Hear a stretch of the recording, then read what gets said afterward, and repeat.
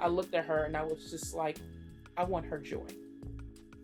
It wasn't even about the fitness. I was like, there is something about her joy that was so undeniable that I was just like, how can I get that? Because you can't purchase that.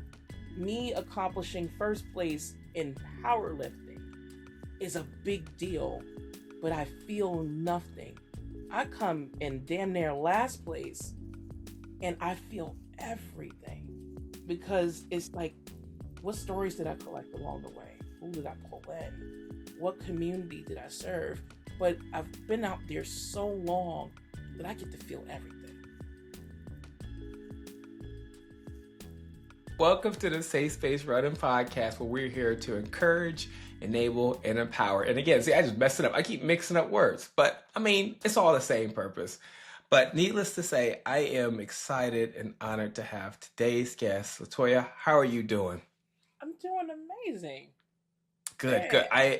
I have been a fan for quite some time, and without digging into the core of the core of the podcast for today's episode, I want to ask you, what do you got lined up? What is your next big race? Your next big goal? What you got set? Man, okay, so like right now in this winter season, I'm actually trying something a little new. Hmm. I've been running from since 2013, and while that's been amazing, I've actually tapped into a different sport. It's happened into powerlifting.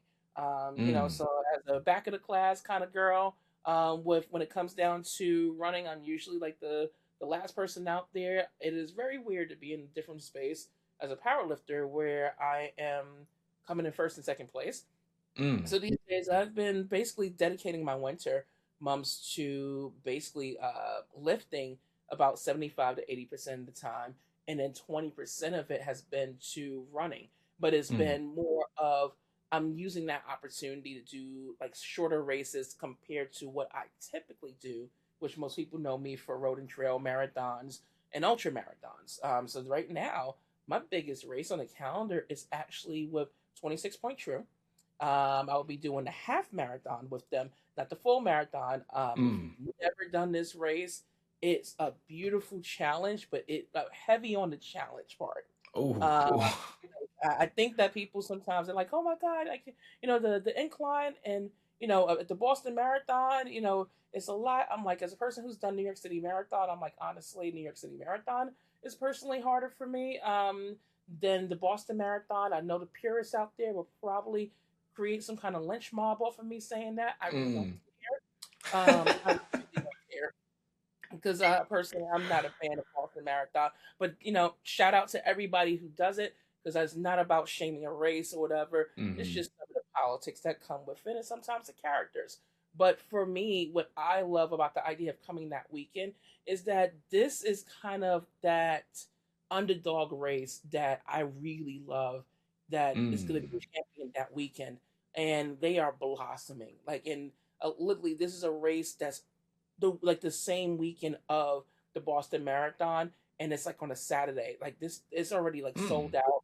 This is the first year they're doing the half marathon, and pretty much it's with Pioneers Run Club. There's a guy named Sid who's amazing, doing amazing work. He has Pioneers He has his Pioneers Run Club clothing line, and I was just like anything that he's a part of, I want to be a part of. I want to be able to support. I just love that this is a black and brown race. Mm. It's for us by us, and I'm just like, what's a better way to actually do my longest distance of the start of the year than to actually do it with them again? When I saw that they was doing the half marathon, I was like, yeah, give me that because full marathon kicked my whole ass, and I had dragged my husband along to do it, and Oh. when man, I felt a little, just a tiny bit bad. I was like, Ah. I didn't just give you a full marathon here in Boston where the hills are a little aggressive, but I gave Mhm. you something that was actually harder than I would say, arguably harder than the Boston Marathon course because the Mm. hills go up, and then you already know what Oh. it's like, and it's an unsanctioned race, so you're not having the endless cheers that you may see on, but you're Mm. getting real raw community that I just thought if it's going to be anything that's going to be a first, I think that maybe this is the one that you want to do. But when I got on that course, even I was just kind of, I had a couple obscenities that I threw out there. I was like, if I was me, I might accidentally hit you in the face. You know, Right. Oh my God. I'm just saying, he's a loving and forgiving man. So he signed up for Mm. another marathon with me. I might have signed him up without asking him both times. Oh. Is he? Does he know? He didn't know. He didn't know, so he did 2 marathons that year. I'm like, if it's anything that like is my biggest accomplishment outside of myself, is Mm. when it comes down to like being able to incorporate people into the culture. It is literally being able to take that back home. Yeah. And it's like it's one thing when you're like people are just like, oh my God, you inspire me. This is and this, or I love what you do. To be able to watch my husband step into this sport that he has not touched for over 20 years. Wow. And he's just like, I just want to be a part of your world. You know, Oh, that's beautiful. it's such a beautiful love language and a testament to who he is. Mm. Um, the person I've met in high school that I fell in love with, where I was just like, he looked like a nerd and I like it. You know, But did he have glasses too? yes, he has Ah, glasses. see, He, see. like, the glasses, I'm telling you, the glasses, and then like he's witty and like and Mm. he's intelligent and he reads and he has his teeth. I'm sorry, like there's just certain things that turn me on this right now because Mm. like the world has doo doo in it. I'm just Mm. like the standards got to be up here. Like it's not gonna fall. Like the standards are up here. I'm Yeah. just like, listen. I'm like, I knew back in high school. I was like, the person that's gonna be my partner is gonna have to be someone who likes books a lot. Is gonna Mm. have a really good sense of humor. Who's gonna have to be really good at my comebacks because my mouth is really it's up there. It's spicy, you know. But they have to have a love for being open and learning something Yeah. new. And he has that and more to a place where initially it intimidated me a little bit because I was like, oh, Mm. I was like, not that I just meet my match, but he's not a yes person. Mm. And that's probably like the most romantic, non, visual thing about him is that he knows who he is. Mm. And even if he's doubtful about it, he's not afraid to say, I don't know, but let's explore it. Yeah. And that's pretty much what I try to take into the running space. Like if it Mm. was not for my husband in high school being that person who was against the grain, the black weirdo, what we would call it back then, Yeah. weirdo, like like okay, all the people who had to listen to hip hop and R&B and this and this, and he listened to that plus more, like Mm. where I was able to embrace the layers of what people considered as being or acting white, and Mm. kind of That. like it was like you put it in your pocket where it's just like you can't show up in a room completely as yourself. So I would show in 70%. When I would walk, Mm. it was just like Yeah. I almost not like dumb down my intelligence, but I was afraid to show the full capacity because now it puts too much of a spotlight on Mm. me of now people are going to question, how did I get in here? Are people going to think that I'm, good enough? Or are people going to think that I'm uppity? Or they're going to think I'm the smart ass that entered the Right. room?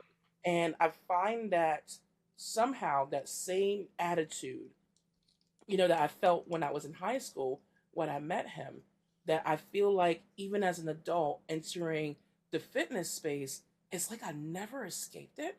Mm. Where as a plus size, like I'm a multi marginalized runner. The obvious for some Yeah. people who can actually see me, I'm a plus size black woman. But when people hear me, it was especially when I entered the space in 2013. It was this narrative of act black, but don't act that black. Like you can't show up talking like Mm. this. You can't Yeah. wag your fingers. You can't wear certain hair colors. It's almost like we're conforming to white supremacy or white Mm. supremacist talking points. And it didn't matter what way people tried to ingrain that in me. I tried to slip it on and say, okay, what does it sound like if I sound a little bit more scholarly? It's not to say that I Mm. don't have that in me. I'm a writer. I was an open Yeah. mic poet before this, but it wasn't me. to walk into Mm. the room and to intentionally dim my light just to be able to amplify others. If anything, if I'm showing up in the room right, it's not to make you look like you need to stay in the back. It's because baby, Yeah. I want to pull you up with me. And if anything, I think the biggest compliment is if you learn something from me and you're just like, listen, I can take that and I can run with it. I'm not intimidated Mm. by that. If anything, I feel like sometimes I can come in as a leader and then I can leave out being the student. That Hmm. there's something else that you can teach me. And I feel like when it comes to the running space, that's essentially what it gave me. So like the idea that I'm being more deliberate about the Mm. races that I choose and going against the grain now with so many years underneath my belt to be able to say, not only am I being selective, about what races I'm choosing, but I'm going against the grain of this doesn't have to be a sanctioned race for it to Mm. count. Yeah. Especially in the day and age. As much as I love my beloved Strava, if it didn't happen on digital, it didn't happen. If it didn't happen on your watch, if it didn't happen on your Strava account, if you didn't do it in front of a crowd, if you Yeah. didn't get a medal, you didn't fall within a certain times. I'm just like, what does it look like if you deconstruct it of everybody else's thoughts about how you move and you just clock in and Mm. do it? That's liberation to me. And I was able to experience that by literally my husband asking for that introduction of let me be a part of your world. It was Wow. a beautiful thing where I got to actually water somebody, and he was able to water me back unknowingly because I literally lost a part of that Yeah.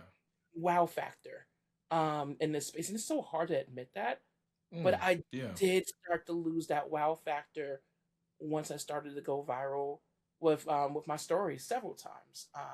Mm. Sometimes you stay around long enough to see yourself become the villain.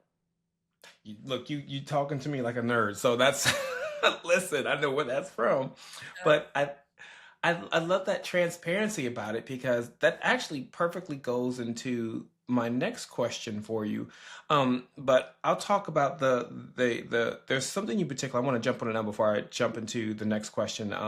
You talked about having to change who we are in the sense of or code switching is what we call, call it or No, whatnot too. Look, no. see, listen.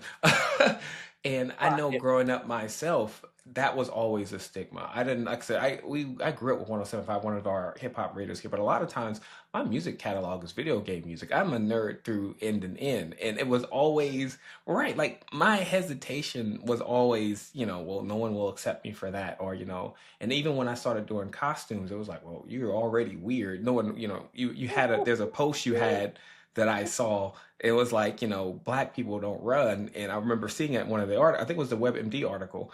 And it rang so true to that because there's a lot of things I had to mentally get shifted. Because once we had the African American Wellness Walk here, and it was one of the first times I dressed up there, but it's primarily black. But I literally thought to myself, like, wait, I don't know because this may not be black enough. And I had that in my heart. And I'm like, nah, this is who I am. And it's just something that was you brought that up and that literally brought back that memory of that. But before I go into my own tangent and that, I wanted to, of course, point out because you've been doing this for a long time. You talked about, going viral and things like that. But at the same time, you've been accomplishing big things. I don't have my giant book to show all the accolades, but we're gonna call it out there. You are the founder of the Running Fat Chef. You've raised over 20K for different black organizations. You're an ultra marathoner with 50Ks. You've done 100K. You've got 34 marathons. 9 of those is New York, which I New think York. is by far I think that's probably the hardest major. Just be my first year doing New York this year, but I've done Sydney. Just like, oh, Sydney's worse. Nah, not so much. I heard about them bridges. I can't speak to it. I can't speak. I'll be honest. I can't speak to it. It could be. I don't know. Maybe it's the wildlife. I have no Look, idea. there was none. We made sure. They was like, you want to go out in the country? Nah, no, Mm-mm. not at all. But that just isn't. That's not even touching the surface. You've been featured in the Good Morning America, Today Show, Pop Sugar, Washington Post, the New York Times, Sports Illustrated, and I say all this again. It is a flex, but it's a flex that has hard work and dedication behind it. So my next question to you would be in relation to is that, mind you, all this accolades is well deserved. Don't get me wrong. But you had to make a decision at some point to get into distance running, which became the catalyst for all of this. So what got you to doing distance running? Man, um, if somebody had a crystal ball and told me that this Mm. would be my career, I would have laughed their asses out of the room. Like, and the weird part is, I think everybody has like that. Now I'm gonna sound like the girls that always talk about the horoscopes, but I feel like Mm. everybody has that weird story where somebody read their palm. Actually, the strange thing, and I hope I don't get too much into a tangent. Are you good? The strange thing is, like, I was probably about 20, and I had this. I had two. I actually had two people who did Mm. this to me. I had, and I was still doing open mic poetry, and I was on my talk my shit era. I was doing Mm. all different types of poetry where it was kind of similar to what I kind of speak to now, where I literally use, the experiences of things that I go through. Like I use my words as a muse. Mm. So I might be talking about running, but I may not be talking about running. So it was a lot of cultural commentary.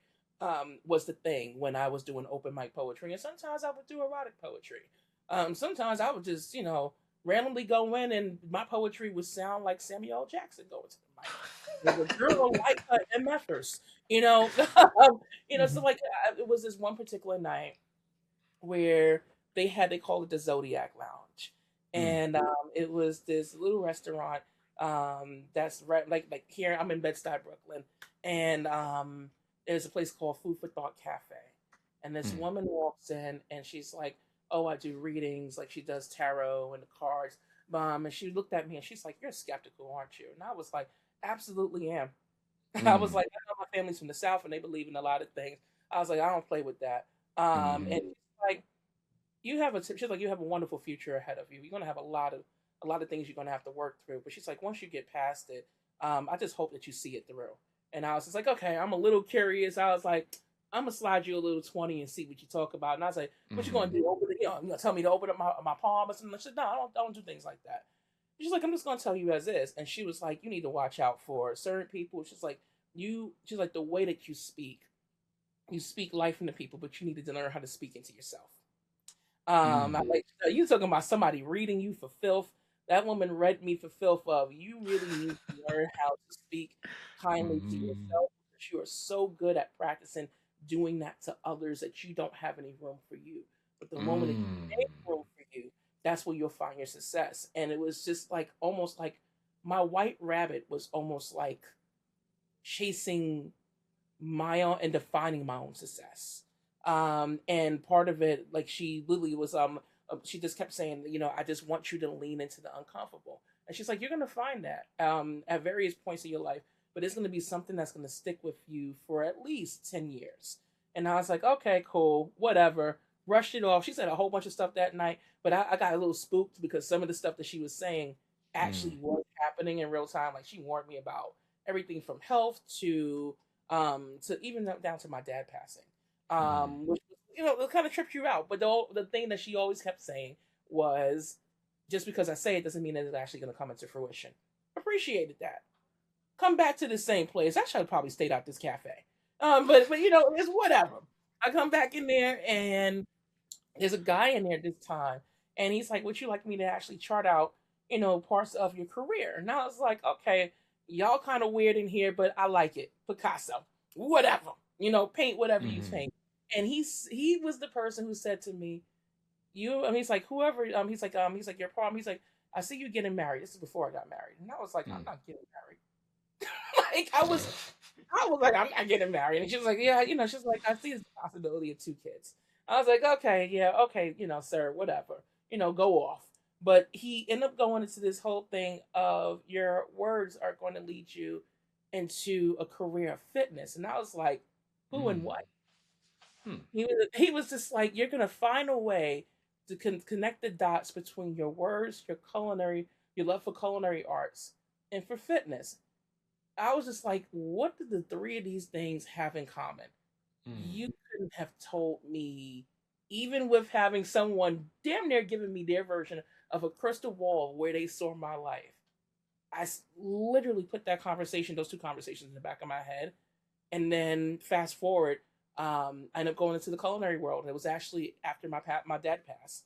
My dad passed in 2009. He was my best and worst teacher. He was the Newport parent. That the one that have the cigarette hanging out the side of the mouth and it never breaks off. That was my daddy. My daddy was just like, I'm gonna show you better than I can tell you, and he was, exceptional with his words. But like me, that I feel like I was getting called into, I knew how to pour into people, didn't know how to pour into myself. And I realized Mm. that in hindsight, that's what my dad was really good at it. He was really sharp with his words. So he either built you up or he broke you down. I'm very Mm. similar. Because I am forever reading somebody online. And because of the platform, I try to be more mindful of it, of Mhm. sometimes people need a little bit more grace, even if they're not deserving of it. And it's not so much for them, it's for you. Mm. Because after a while, you start to speak so much into something that now you are literally living up to the villain role and you Mm. become the thing that they're actually trying to ascribe you to be. So I've been a lot more deliberate in this space. Plus, I kind of got, canceled a couple of times. It teaches you a couple of things, but it's cool. Mm. Some of the cancellations, they were just destinations for something else. Mm. But I found myself really getting into the sport after I got into the culinary arts, and I had this thing of I would get to 95% of something and then I'll get scared of my own success. And I'm like, yeah, I'm gonna pull myself away from it. This time was a little bit different. My best friend Nikki paid for my culinary education. I put it out there on Mm. Facebook one day and I was like, who want to fund my culinary education? And it was a joke that wasn't a joke. She took it very serious and was like, here's a check. I need you to go. Graduated, spoke for my class, had an opportunity to do freelance photography at Food Network. Um, and it was just like, what the hell is happening here? And then as soon as I actually was like, I think I'm invested, I think I know what I'm gonna do with the rest of my life, bam, all of a sudden my back decides that I was in the middle of an inappropriate joke. I was talking about breaking somebody's mama back. Because we're nasty and filthy in the kitchen. Okay? Like, I'm a New Yorker. I'm a New York City girl. Mhm. So, the mouth is filthy, and they Mhm. thought it was part of the joke until they realized I didn't get back up. And all I knew is like, what the hell just happened? They ended up diagnosing me Mm. with sciatica. They Mm. misdiagnosed me with disc degeneration. Um, and they told me my L5S1 was messed up and had a herniated disc. And of course, because you're plus size, everything ascribes to the reasons why these things are happening is because you're fat. Mm. Uh, because it's the solution. It doesn't matter globally. If you walk into a room fat, if you sneeze, that is the problem. So we Mm. have the solution for you. Lose weight. So I essentially was told lose weight or else you ain't gonna be here. Lose weight or like you're gonna lose. It's not an if, it's a when. And Mm. this doctor convinced me so much because it was getting progressively worse, despite doing PT, despite doing all the things it progressively got worse. Fast forward, it's like a year. Now I'm out of work.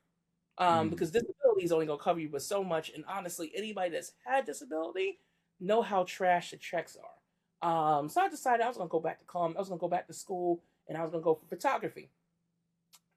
When I say that this person literally read my career, it was like they really read my career. So I go Mm. back into LaGuardia Community College. I end up doing like like I think it was like a half a year or no, it was a full year.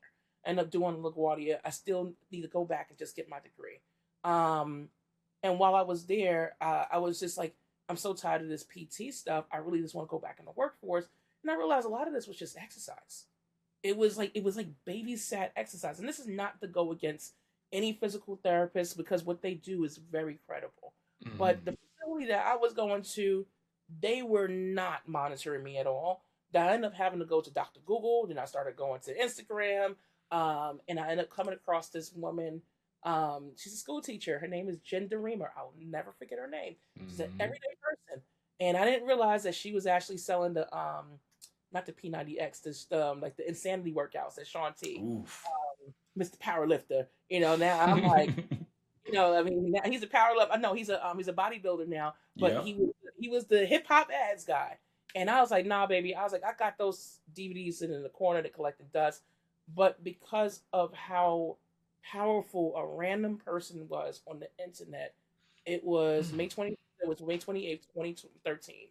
I looked at her and I was just like, I want her joy.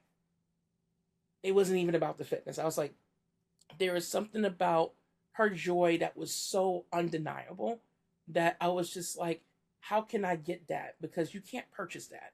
You can Mm. purchase a weight loss plan, you can purchase a workout video. You can't purchase joy in that way. And it was just something about the way that she lit up that I just literally did not feel. I will put out a trigger warning for anyone. I battle with severe anxiety and depression and panic, and I know people don't usually get that from me because they're like, "You seem so full of life." So was Robin Williams. I battled with suicidal ideation. I am the person who is quick to make a joke, and people are like, "She's the strong one. She's the funny one. She don't need to be checked. I need to be checked." I'm openly saying, please check on me, because Mm. sometimes I do so much of a good job of checking on people that people almost give me too much credit for always having my stuff together, and I am online most times and asking for humanity. I'm not asking for celebrity. I'm literally asking for humanity. And running afforded me that. Getting into this space, I started off with walking on the track, and then it was like I found all the joyous people out there. This Mm. particular man that I never got his name. He used to come out there. When I say breaking and shattering stereotypes in real time, there was a black man, slender. Um, he had this beautiful, like, it almost reminds me of my mom's skin tone, beautiful shade of chocolate. And he would go out there and he had the most like stellar legs that you could see on the track. And he would Mm. run like two loops forward, and then he would dance backwards with his headphones on. The things that stood out to me was black man bright colors. We don't wear that.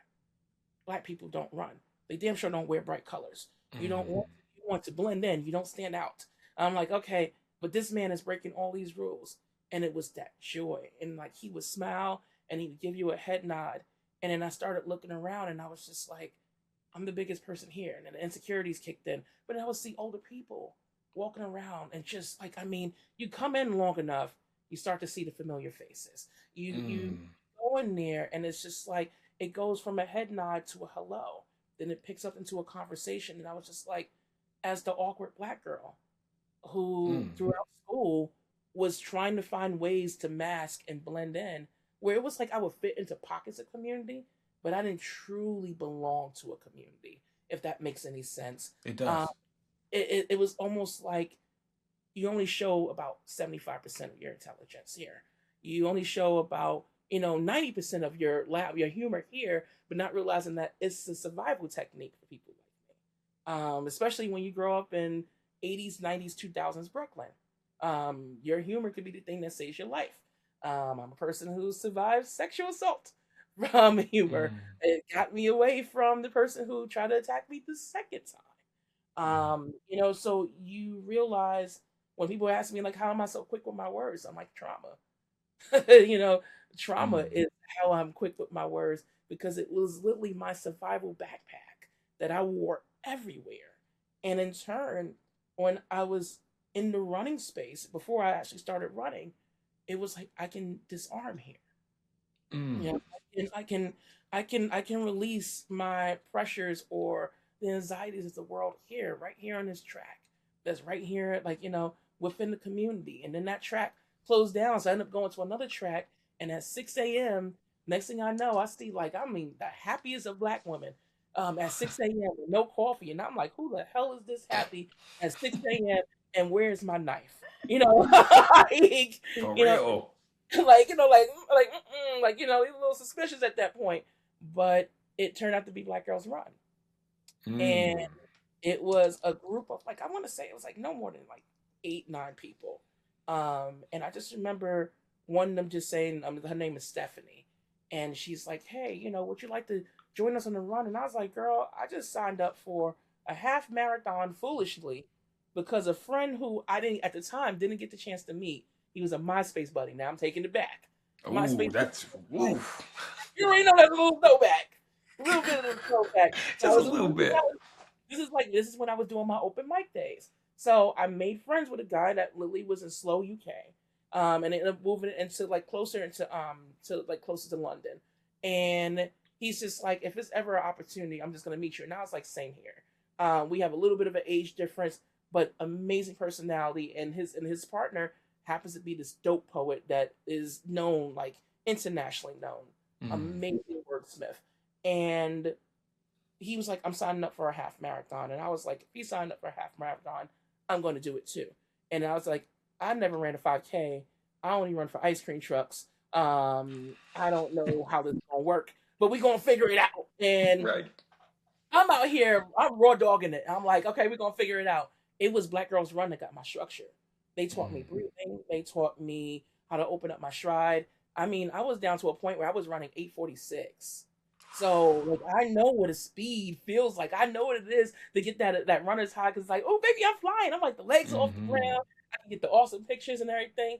And they taught me structure, but more than anything, they literally taught me how to disarm and to really like, this is community here. You're safe here. You can do what you want here. Running became almost like a gateway drug for me to be the bigger, braver version of myself. But this space also destroyed me too.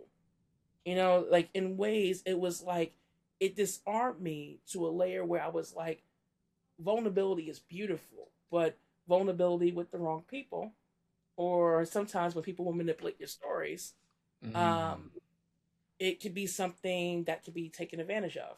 Now I'm like, girl, you from Brooklyn. You from East New York, Brooklyn, by proxy of Crown Heights and Bed-Stuy, and not the gentrified version. Mm. You know better. So when my story caught traction further on, when I once I did my first half marathon, they thank God they pumped my brakes and they was like, "Girl, that's cute, but can we at least talk you into a 10K?" They was like, "They ain't no medal here," and I was like, "Hold up, I got to do this for the love and the vibe and a stale bagel." Yeah, no, and I gotta pay for it. I gotta pay No. for it.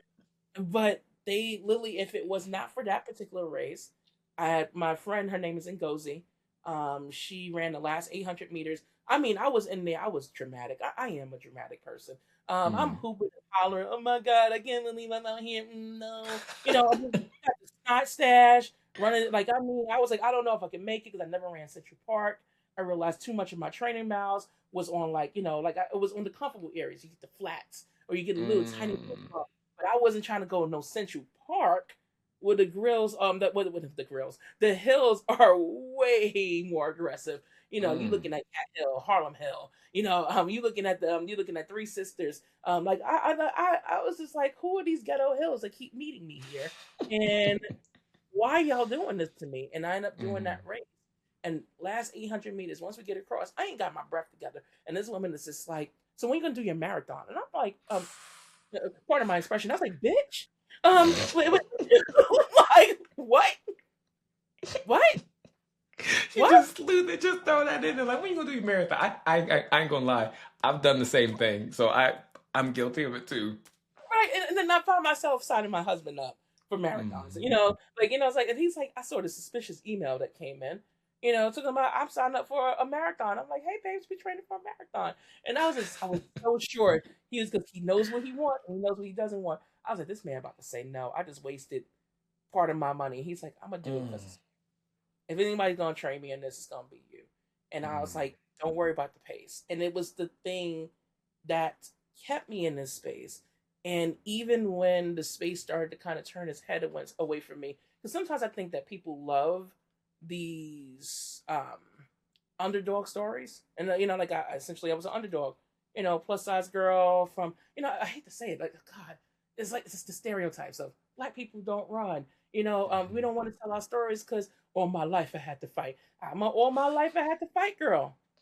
You know, all my life I literally had to fight. I was the girl that was awkward, that would say weird things, not knowing that I had ADHD. I didn't know I was neurodivergent. I didn't know I had sensory issues. So I would say things, Mm. and then I had to figure out the comedic timing of it. Of okay, let's test this out and see if they like this.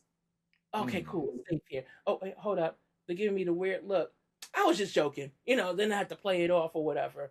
You know, as that person getting into this space, I was finding myself championed for literally being the plus size girl who was losing weight, Mm. you know, while running. And they're like, "Oh my gosh, she's getting progressively faster," and people like those stories. Oh my gosh, she's accomplishing the goal, the American dream, to slim yourself down, to be faster, be all you can be. We want to see that success story, but it was like I disappointed people when I was just like, hey. So at first, the weight loss was cool until it wasn't because I started getting bad advice. And someone introduced me to this thing called an eating disorder. And they didn't phrase it as an eating disorder. They were just like, you think you're going to do a marathon? You're not a real marathoner if you're that size. You're not a real marathoner if you don't run this fast. And is that quickly that it can turn a good narrative into a horrible climax where it's just like what happens at this point, you know, character development in the worst way, you Yeah. know. And I found myself essentially like, you know, nobody says get ready with me as I get to, you know, go to this eating disorder. I just found myself there where even as a chef, like at the time I literally was a line cook that became an expediter who moved herself up to like, okay, I'm gonna be a sous chef.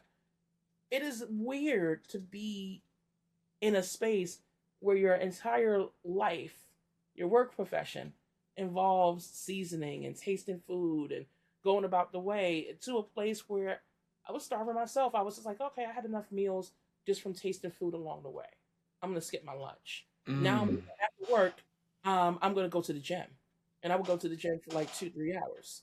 Then I would go home because like I'm working late nights. I'm gonna go Mm. home and hopefully I'll have enough sleep that I can wake up in the morning at 7 a.m.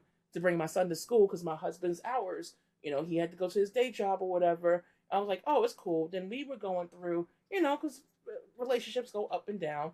We're going through our back and forth. So now I'm like, okay, cool. Now the new part of the habit is I'm not going to eat that much. I'm going to work out before work and I'm going to work out after work. And then I'm going to have a drink.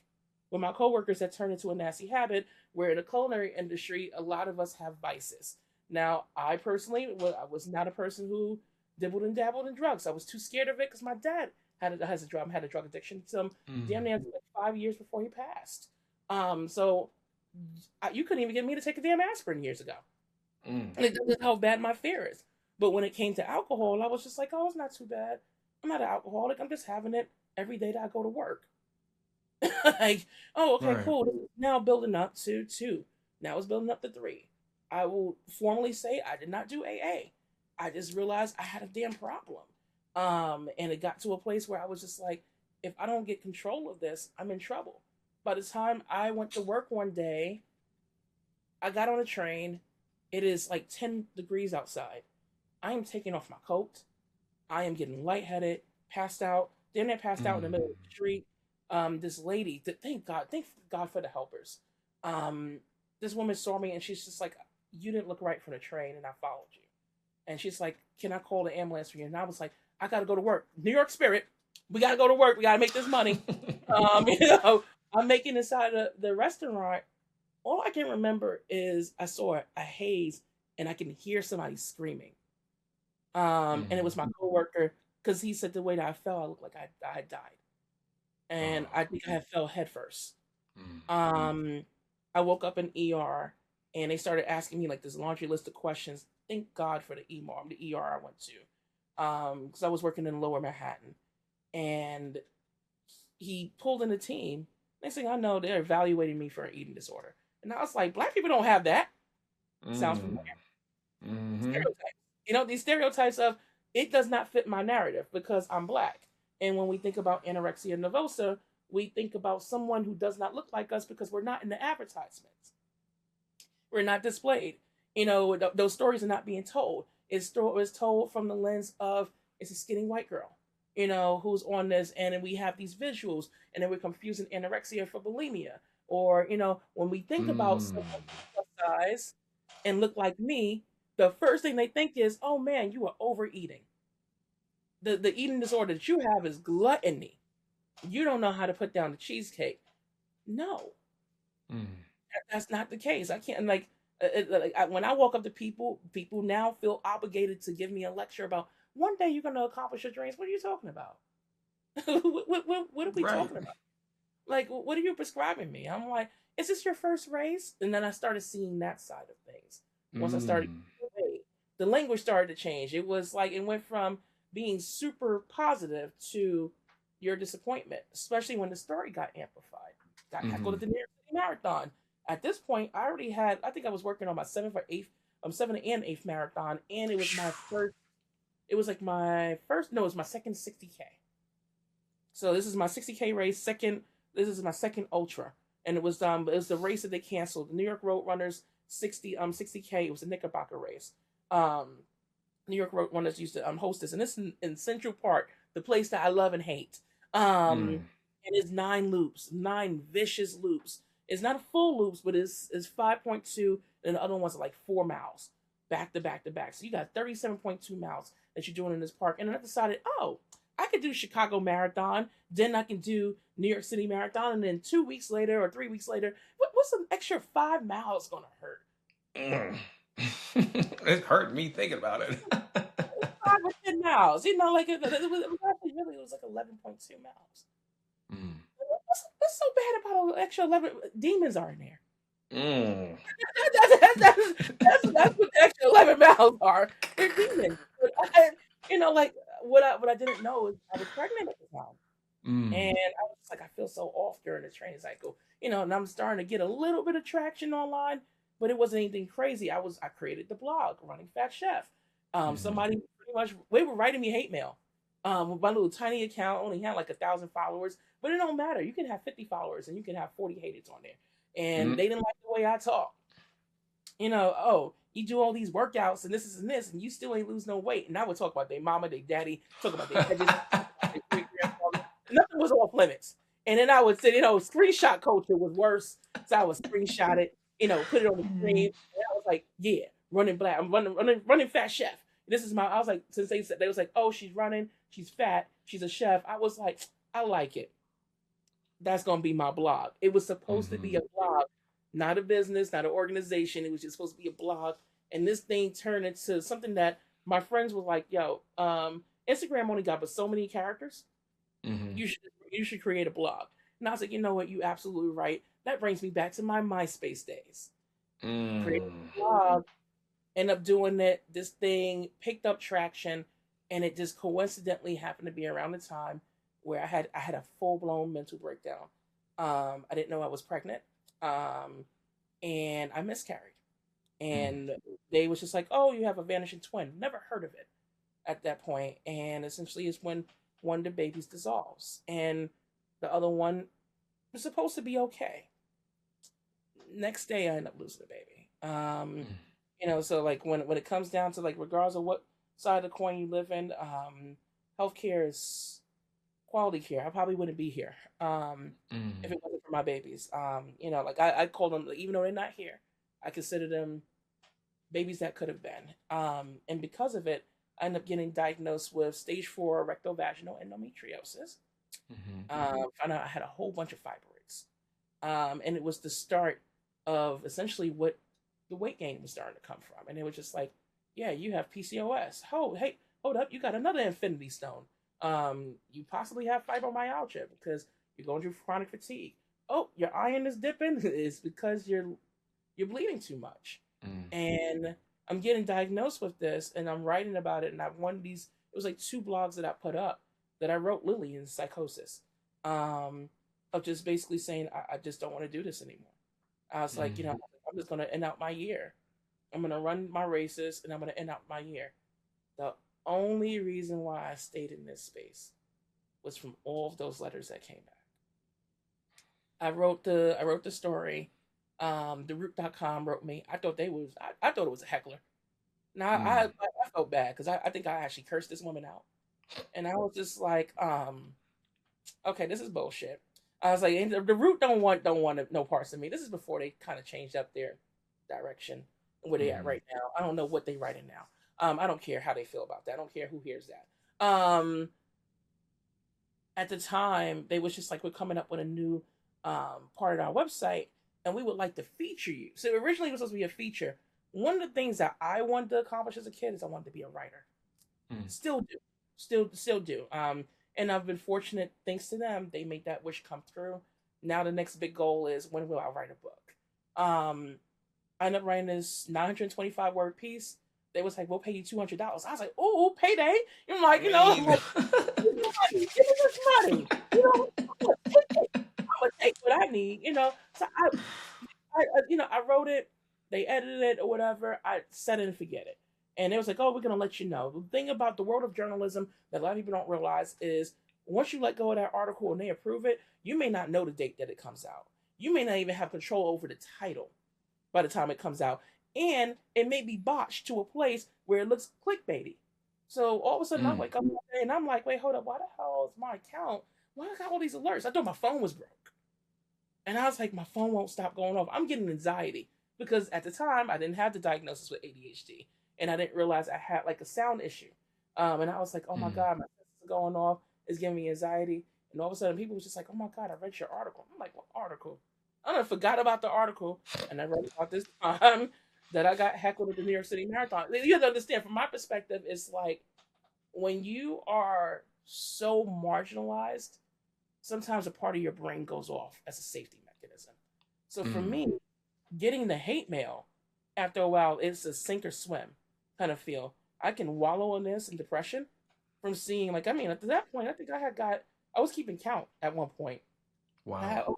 I was at 142 pieces of hate mail as a small creator.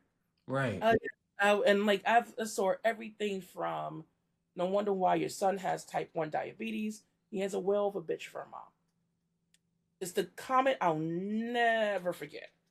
And it was just the hate mail. So when you're getting alerts like that, it's like, what did I do? This is before we called cancellation. Um, and I was just like, I'm overwhelmed, because now again, here I am, 95% of success, and I feel like maybe I can just pull myself away from the finish line. Mm. And people were just like, "When's the next race you're going to sign up for?" And I was like, "Baby, I'm trying to leave." And it was all of those emails that came in. Like, literally, I still have the picture of one of the people who made me stay. And Wow. she's about to be a teenager. Well, no, actually, she is a teenager right now. She's one of the people who actually made me stay. I saw a letter from her dad, and she's like, and he's basically wrote me and said, in a nutshell, "My child is plus size, and she gets heckled, and she read your letter, the article that you wrote, and I took the time to write her back. And if it was not for her, and for so many people from different backgrounds, I mean, not just runners, I'm getting 50-year-olds, 60-year-olds who are just like, you were the person I wish that I could have heard from to just keep going." And I was just like, now how the hell do I leave now?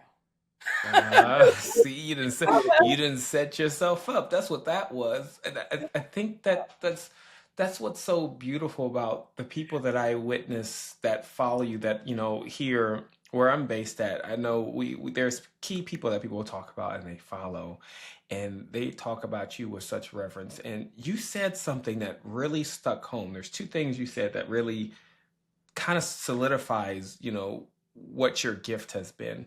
Is you mentioned about disarming, and that's the beauty of a good, healthy running and walking culture. I think having places where people can literally just, my friend Malik here, he always talks about, we need to take people and love them as they are when they come to these places. And that's so important for us to be able to let them and allow them to disarm, but with that caveat, allowing them to be human. You talked about your asking for humanity versus accolades and praise. And I think that's what's so unique about the content and what you do and what your mission is that there is a genuine nature of, hey, this is who I am. I'm apologetically who I am, but I'm not looking for you to get, I'm gonna do my thing regardless. We're gonna do right, we're gonna do what we're gonna do. But it's a beauty to watching that and how that literally trickles down to the people that watches you. And like I said, I personally have been watching for a while, and I love that it's transparent and raw.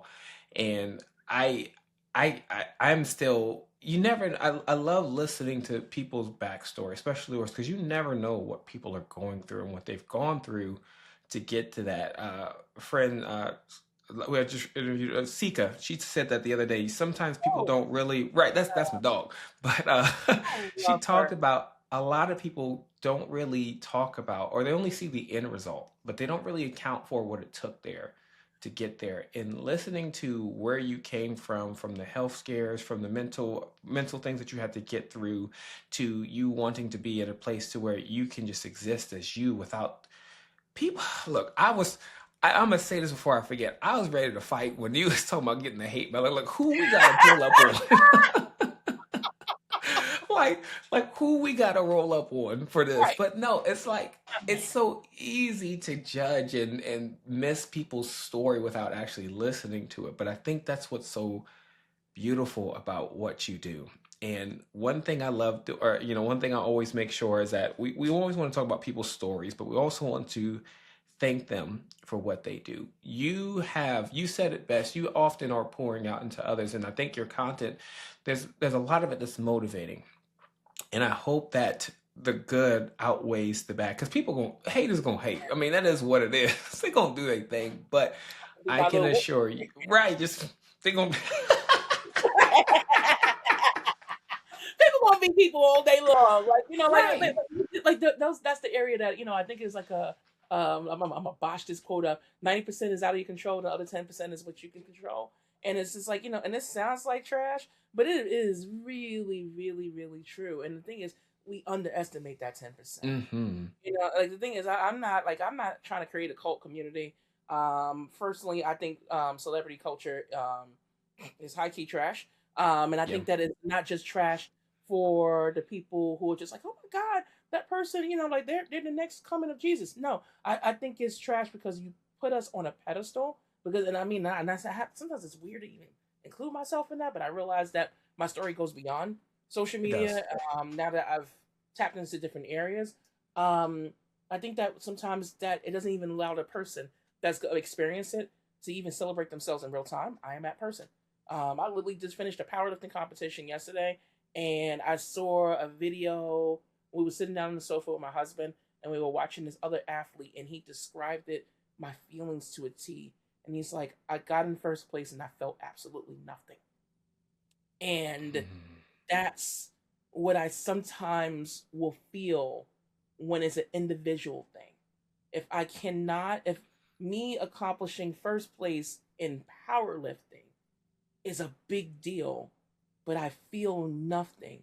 I come in damn near last place and I feel everything because it's like, what stories did I collect along the way? Who did I pull in?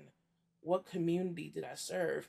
But I've been out there so long that I get to feel everything.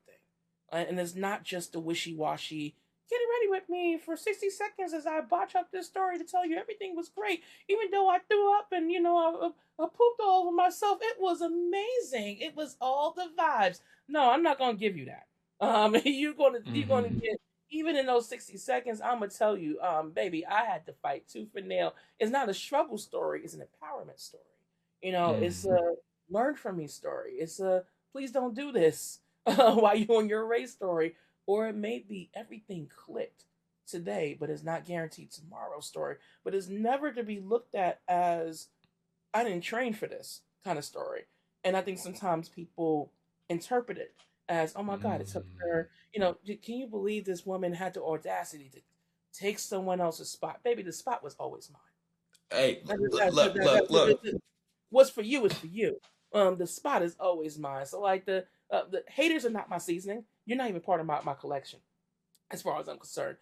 They do not motivate me. They do not inspire me. I don't like giving credit to people who do not serve me, or I did not even have them on my radar. So when people say, "Oh, haters are your motivators," I'm like, absolutely not. My Mm-mm. motivators are my motivators. My cheerleaders are my cheerleaders, and I had to learn how to be my number one cheerleader, even when I don't see that in myself.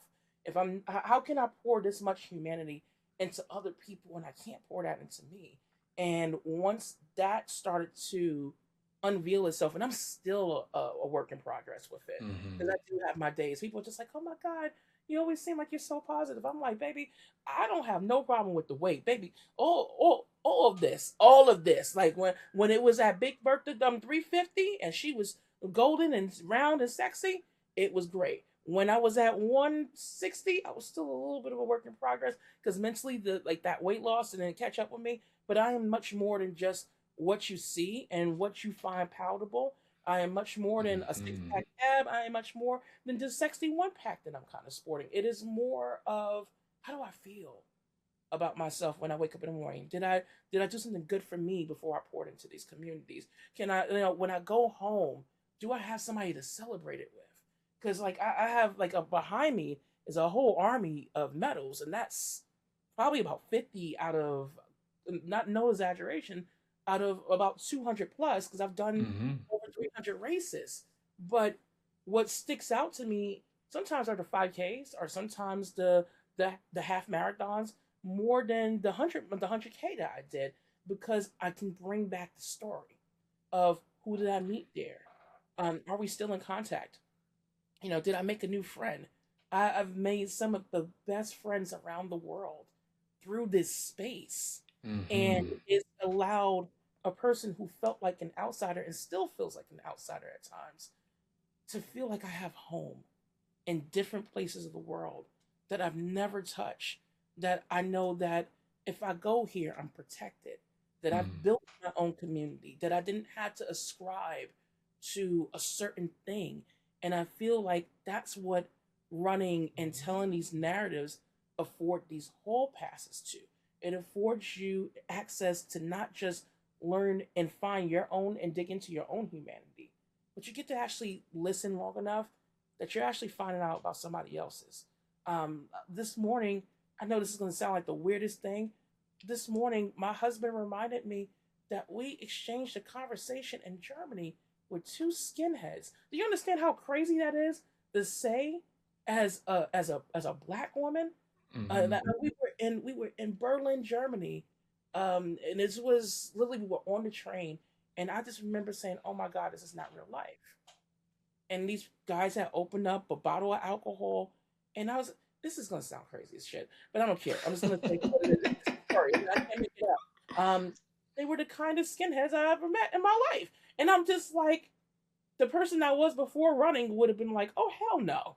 Like I still can't tell that story to my family members. They're like, "What did you just say?" Mm-hmm. And I'm like, but I would have never saw their humanity. And I don't know what part of my humanity they might have saw in me, but for 2.5 seconds, I was able to see a human being.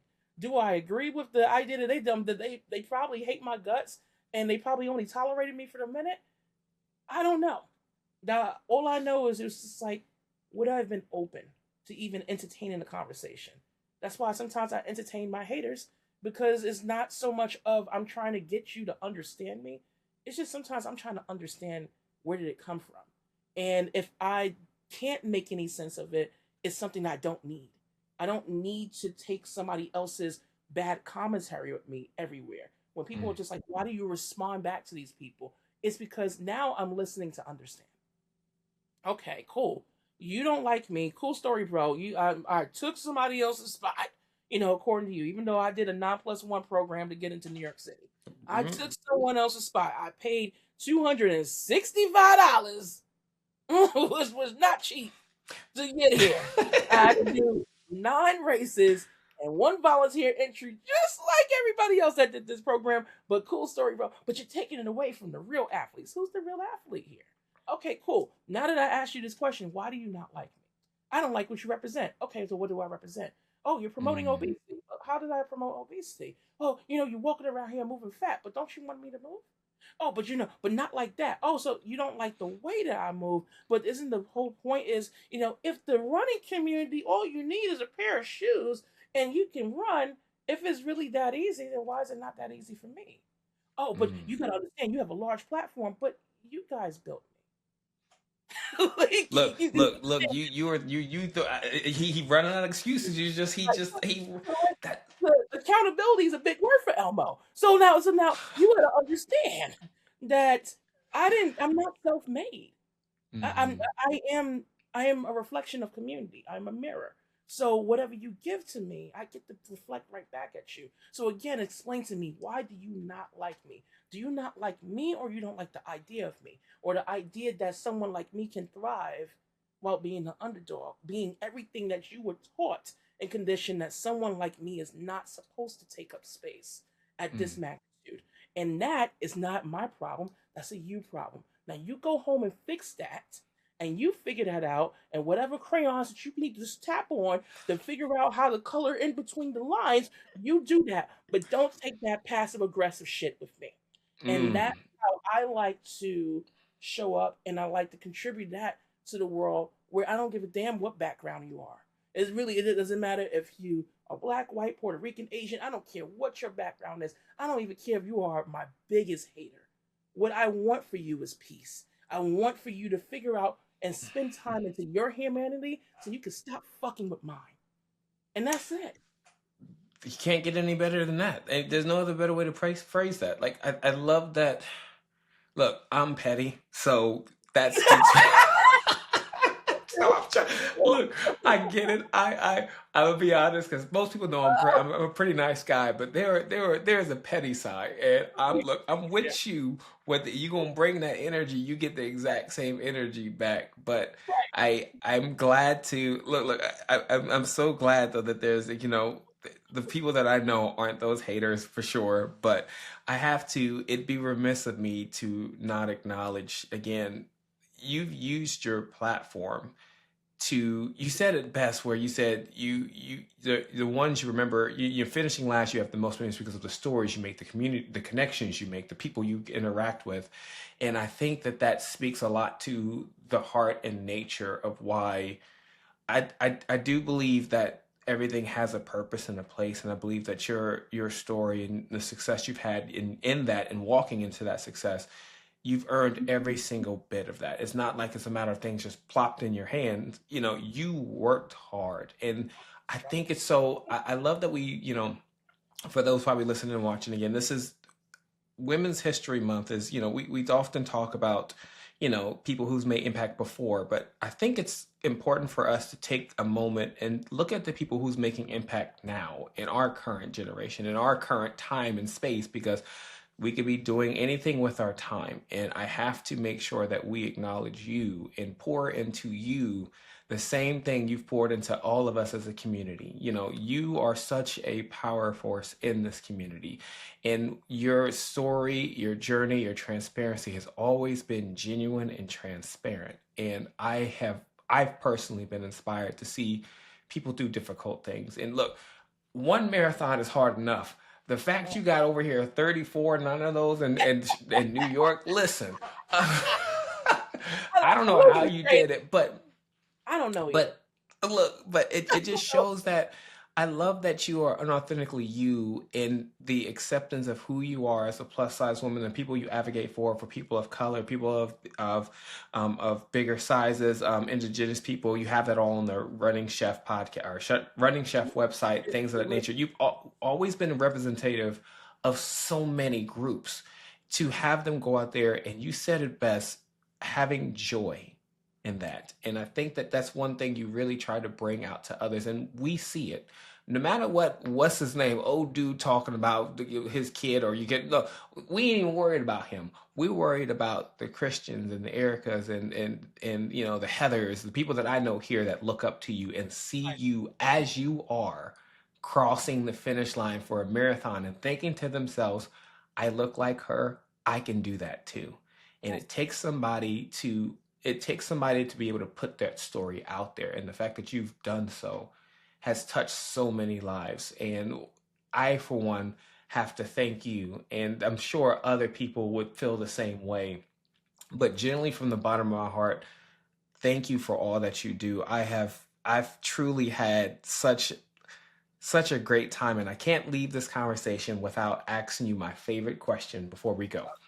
And this is for my heart has always been to new runners and walkers, people who have never been into this space. But we, as you said something about this, like, we tell people just put on a pair of shoes and they can go out. But there's more to that. But I digress and ask you this. Someone comes up It's their first time ever going to do a mile 5K. They've never done running or walking before. What is Mm, one piece of advice you would give them as they start this journey? mm. Have the courage to believe in yourself, to be able to do the things that make you feel uncomfortable. Um, you know, you can get gifted a pair of shoes, you can be gifted and outfitted your entire attire, and you can still feel like you don't belong in that room. Mm. Everything starts back at that breath. And it's like you have ownership of your breath, you have ownership of your life, even when you don't have ownership of your joy. Because I think that sometimes we have to kidnap that joy back, Mm. small doses, especially in this political climate where we feel like we don't have control of our own narratives. We don't even have control of our own bodies at times, of what decisions are being made on our behalf. Um, for my queer and LGBT community, we are feeling it. Like, I mean, sometimes people don't count Yeah. me in that because they're like, oh, baby, you married to a man. I'm like, yes, I'm married to a man. This still doesn't change my identity, and Mm. it doesn't change me. Being one of those people who are severely marginalized, and to Mm-hmm. those who sometimes will get caught up in this bubble where I realize that when I do speak about chronic illness and disability, sometimes you can get caught up in this narrative of, well, she can do it while disabled. Why can't you? And then now my own narrative is weaponized towards other people within that community, Mm-hmm. from people who have that privilege of Yeah. being able to make a choice, an active choice. And I just say, when you lose ownership of everything else, own your own breath. Find a way to just say, I'm just going to take this one breath at a time. Give yourself permission to suck at it. Give yourself permission to hate it. Now, I'm not going to toxic positivity it. Like, give yourself permission to actually enjoy it. Give yourself permission to feel like it's 10 today and it is -2 tomorrow. Go Mm. through all those emotions without the world trying to dictate what it's supposed to feel like and sound like, and just break that pattern of this is what it's supposed to be, and write that narrative for yourself. I think too many of us, and sometimes I'm going to even say, follow me, but don't follow me, if that makes any sense. I It want you to does. use me as a muse or a template of this is how this person did it, but not as a prescriptive memoir of what you're supposed to do to be able to Mm. accomplish it. I am not one size fit all. I am not pantyhose. And hell, even the one size fit alls don't fit me. So if that gives you enough permission Yeah. to be able to start with courage, start with fear, start with being a person who overly studies too damn much where you're talking yourself out of it. I want you to go back to that breath and just take a step and see what it feels like. Try it on. Let it be a pair of shoes and be Cinderella all up in that joint until you know it's the way that you want to actually write this. You use other people's inspiration or failures or hiccups or their gray areas so you can craft out your own life. That's what stories are about. They Mm-hmm. are different types of remedies and prescriptions that may entertain you or even piss you off. But what it does is it gives you permission to have emotion. It gives you permission to have breath. It gives you permission to formulate an opinion about what's my next story, what's my next step. That's all I really want my new runners, or even the people who are just getting back into sport, or the people who were like me, who my fastest marathon was literally my first one. And I have been going down in speed ever since. But what people can't take away from me is I'm a marathoner. It doesn't matter how many times, I'll never be able to get that number one back. I'll never be able to get those experiences back, regardless of how many ways I created. Enjoy being new. Enjoy taking the first step. You'll never get it back. And if you can celebrate that, screw everybody's get ready with me and their TikToks and their curated stuff, because even my stuff is curated. You're not waking up with me every minute and every hour, and you're not in my brain, even Mm. if I'm giving you permission to enter it for a couple of seconds. That's yeah, you're a poet. I can tell. Look, I'm a I'm a creative too. I'm sitting here trying not to cry. I'm just saying, oh, Oh, it, I don't you couldn't know have. it? Oh my goodness, I couldn't have said it any better. I Well, was again, so- oh my goodness. Well, again, as she mentioned, follow her, but don't follow. I love that you pointed that out. That's a very, very poignant thing to say. As a coach, I tell myself that, or tell my athletes and people all the time, every plan doesn't work for you. Every story may not align, but trying to find the parts that apply to you and go from there. And again, I genuinely can't thank you enough for what you've done. And I'll make sure I've got my notes finally back up on the screen when I was talking about your representation. Again, you've talked about for, the running fat chef of who you represent. You talk about Black, indigenous. See, I knew why I didn't have it. Indigenous. Thank you. A person of color and LGBTQ plus. Thank you. I had my notes up here, so I want to make sure I acknowledge all of those as well as part of that. Got y'all covered. Don't worry about it. I All my appreciate alphabet coalition. Okay, listen, power for all the people. Well, I cannot thank you enough for your time. I truly appreciate you, and I'm honored and blessed. You, like I said, you family, so you locked in at this point in time. And again, thank you so much for your time. Thank you.